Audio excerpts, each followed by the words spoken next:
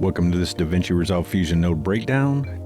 Today's node is the Delta Keyer node. So before we start, I kind of want to talk about the reality of green screen and keying. So a lot of times we go out and we find stock footage, or we see stock footage, and it looks something like this. And this is basically a green screen, you know? So people are keying out and throwing green in the background so it's easier for other users to just key out. But this type of green screen is kind of horrible. As you can see, nobody's head is perfectly round with that helmet look, and it's just not good green screen. So this really isn't your reality of green screen. And even this shot, which is clearly on a green screen, you can see her hair and everything, really isn't reality either. And this was clearly done on a psych wall in a studio. And most of us don't have access to a psych wall, number one. Number two, shots like this, they're geared towards making sure the green screen is perfectly lit while the actress or the subject is not, because her lighting is horrible. So this in itself really isn't a reality either. Even though it's a great green screen, it's not very good footage. And this is stock footage that I pulled off the internet, but it's not very good. It's not very flattering to her and her skin colors or any type of scene that you would do, really. And the reality is when you do green screen, you need to pay attention to the lighting of your subject, because that's the important thing. We don't care about the green screen. We just care about what our subject looks like, because that's what's going to be in the shot, not the green screen. And just to kind of show you an example, we can look at what Marvel does, and their green screens are horrible. If you look, this is a nightmare. There's wrinkles, the lighting is off, but all they really care about is the actors. And like even in this shot, you've got the guy blowing the wind on the actors still in the shot, which was clearly rotoscoped out. But this is actually the reality of shooting green screen. It's blown out, crazy different lighting on here, some seams going on, but the actor is lit how they want the actor lit, so when this footage is used, it's going to look good. Another example from Marvel. Clearly the only thing they were concentrating on is the lighting on our actor, because this lighting in this green screen is horrible. So, and they're making millions using green screens like this. So this is the reality of green screen. You don't need that perfect green screen. All those videos out there make the perfect green screen. You don't need it. You need the perfect lighting on your actor, and work with the green screen afterwards. So, for example, this is one of the last music videos I did, and this was my green screen. And I really didn't care about the wrinkles. I didn't care about the hot spot really in the middle. All I cared about was her lighting on her, because this was the shot I wanted. So if I worried about lighting the green screen perfectly, I never would have had that lighting on my actress the way I wanted that lighting on my actress. And if you're interested in this also, I do have a course out there that walks through doing this music video from pre-production all the way through final print. If you kind of want to learn that, it's like 20 hours of instruction. It's a great course. But moving on. So you don't need that perfect green screen to get your shots correct. But with that said, we're going to jump into Fusion, and we're going to jump into the Delta Keyer. So we will add a Delta Keyer and get into this node. And again, I'm not going to be able to, in one video, pull a perfect key, because it'll just be too long. So I'm going to give you the building blocks using this node on how to get that perfect key. So the node itself, you can see we've got the input, output, and we've also got 4 additional inputs down here. And what they are is you've got your blue mask input. So if we bring in a rectangle, input it, and let me go ahead and just pick a key. You can see this is just pretty much telling the node where to process that information. And again, it has nothing to do with your key. It's just telling it where to process that node at. This pink input is your clean plate.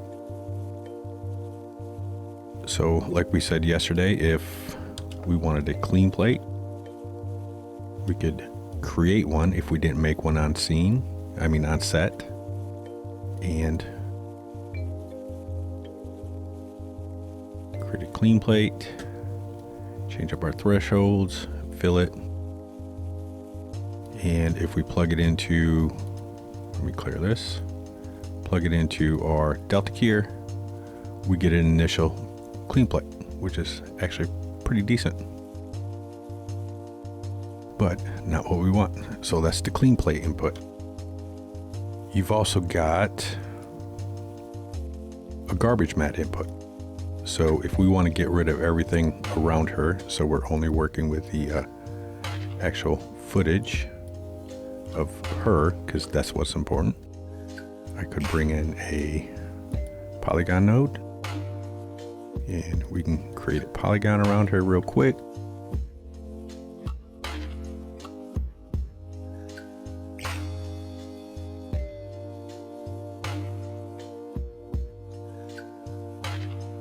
And we can make sure that stays where we want.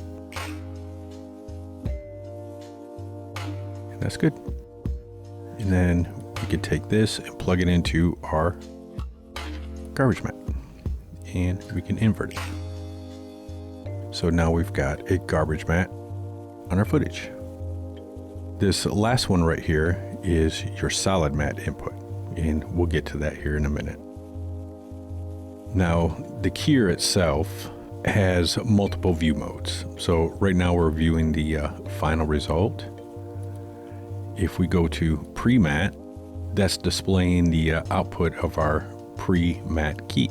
And let's go to our final out and just grab a key real quick so we can see the difference of all these. This is our final result. This is our pre-matte, so nothing's showing up yet.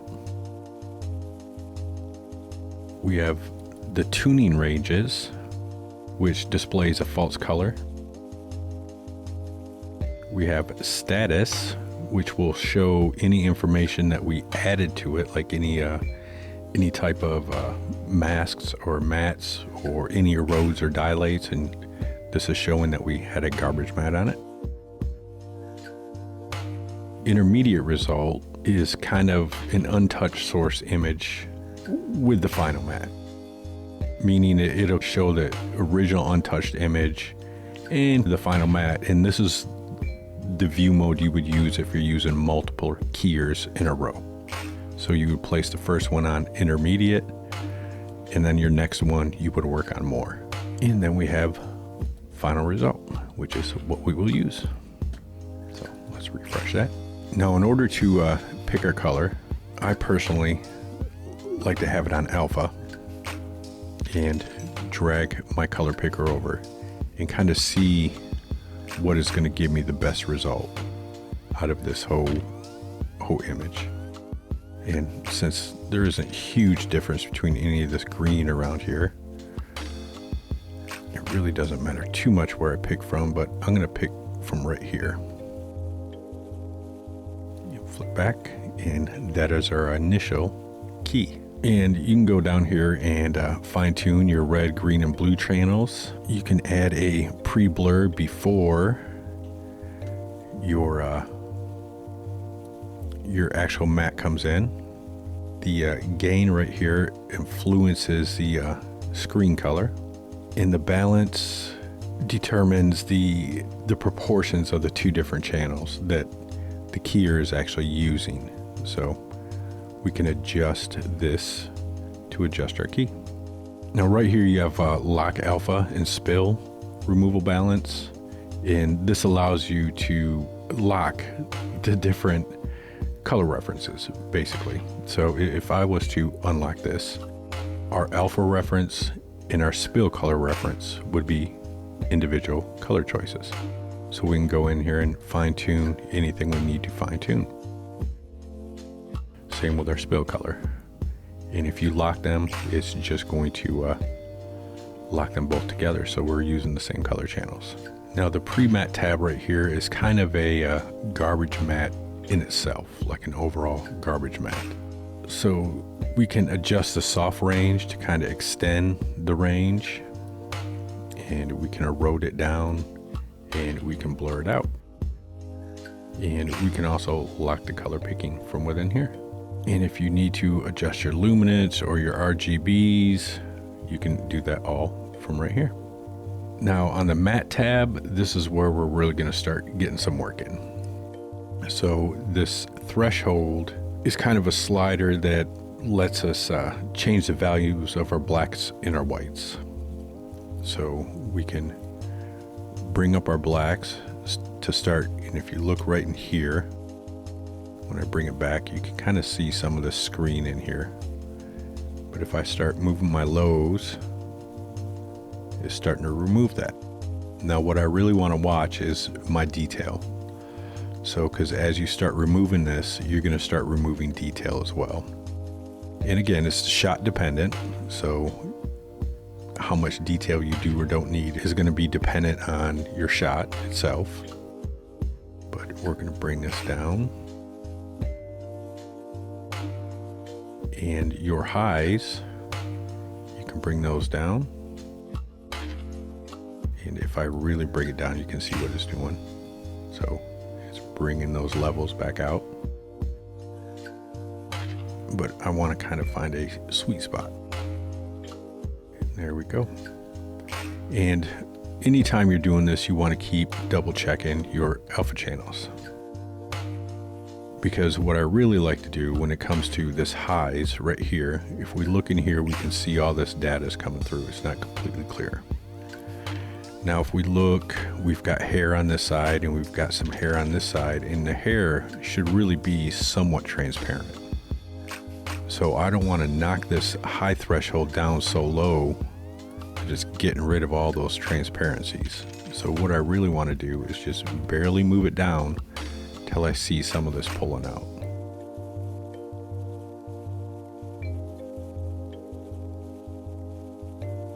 So now I've got her solid face completely gone, but there's a little bit of hair, a little bit of hair, and a little bit of hair that's somewhat transparent with a little stuff going in it. But if I look down here, it's not pulling enough to get rid of some of this information and some of this information right here. So I could either crush it down a little more and get rid of that, or we could also do mattes. And this is where I'll show you how to do a matte. So if we didn't want to crush it down, which I kind of do a little bit, but if we didn't want to, we could always just create a matte to matte this out. So we could bring in a polygon.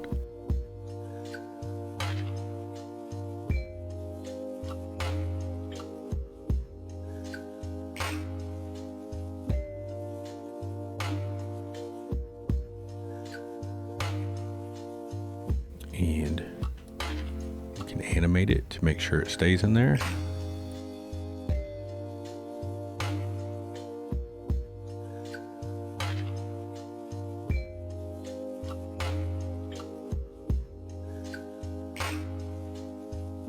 And that's good enough for right now.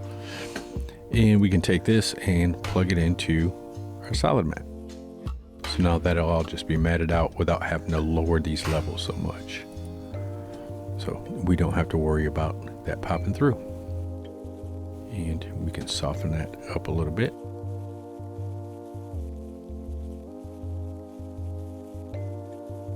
And of course, if this was production, you would want to be extremely precise and get everything perfect, which is time consuming. So that is good for right now though. So this is what we've got so far.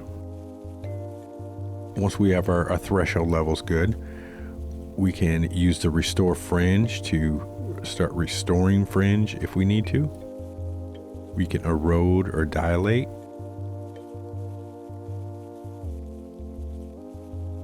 We can blur the edges. And we can clean the foreground, which cleaning the foreground fills in like the slight transparent areas in here. You'll see it actually fills them in. So it's putting that original footage back into those. And cleaning the background removes those areas, those semi-transparent areas. So just be careful with these, because you can start pulling out information you don't want to pull out or adding information you don't want to add. Now our replacer modes right here, the default is soft color, which is perfect. You really don't need to change it, but if you need to, you have none. And what this replace mode does is it determines how the matte adjustments restores the color image. So none means it's doing none. The matte process doesn't affect the color at all. The source, the color from the original source, will affect it. Hard color means it's going to give it a solid color replacement, and you can adjust it. And soft color is going to be weighted on how much background color was originally removed, so it's smoother and it'll look nicer. So leaving it on soft color is usually your best choice, and you can come in here and pick if you need to, but middle gray is usually your best choice. Now the fringe tab up here is what handles our spill, and we have a few spill modes up here, and none is the default. If we go to rare, this removes very little spill color and is kind of the lightest mode. So it's not going to do much spill removal. Medium is what works best on green screen, so it's going to remove a lot of that green spill.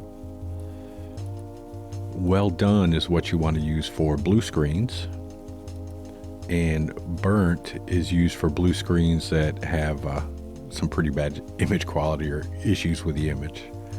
So we're going to leave this on medium, which is for green screens, and right here gives you how much suppression you're actually gonna suppress, or how much spill you're actually gonna suppress.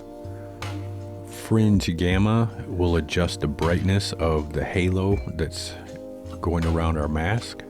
Fringe size tells it how large that fringe is supposed to be. Fringe shape, if we go down, it's going to move in. If we go up, it's going to move out. So leaving it in the middle, we'll keep it in the middle. And you can change your fringe colors right here. Your tuning tab will allow you to kind of fine tune your shadow, midtone, and highlight ranges of your key. So we can change all this stuff and fine tune the curve right here. But leaving it at the middle gray is the best bet. Your mask button determines how the solid and the garbage mats are applied to the key. So your source alpha is used to combine the existing alpha from the source image with a solid mask. So if we zoom out here, if we ignore it, it doesn't combine alpha sources. It just basically acts how we tell it to act. If we plug it in, it's going to work. If we add it, that means we're adding the existing masks. So you can see our garbage mask just got added back, which we don't want. And it's got subtract, which will subtract the mask. But if we leave it on ignore, it's going to do exactly what we tell it on the inputs. And your replace color mode is the same as the other ones, whether it's none, source, hard color, or soft color. And down here we can invert our mats. and invert our garbage mat. So let's kind of jump in here and fine tune some of this stuff. And again, it depends on what our shot is. So for example, if we find some footage, let's take this shot.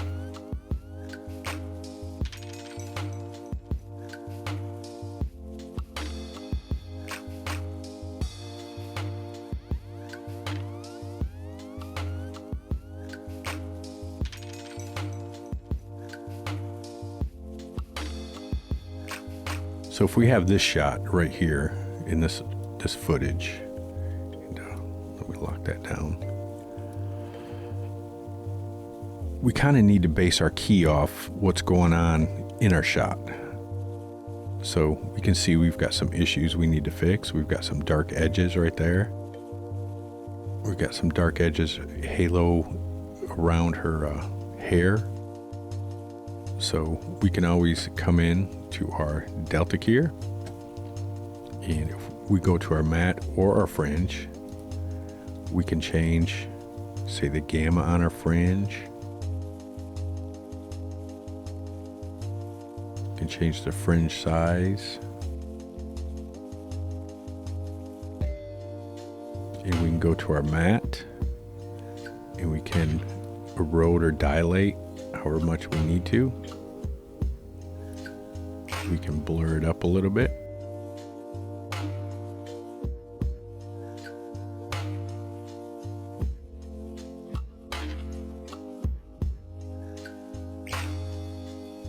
And we can clean our foreground and our background